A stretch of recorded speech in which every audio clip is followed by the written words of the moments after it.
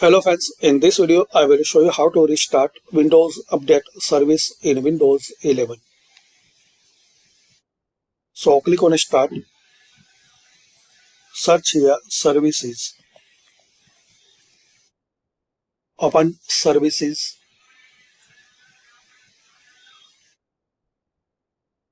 Now in this list you have to find out Windows Update, this one.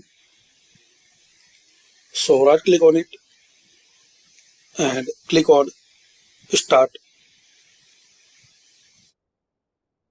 So it will restart, and another way, select it, then here click on Restart.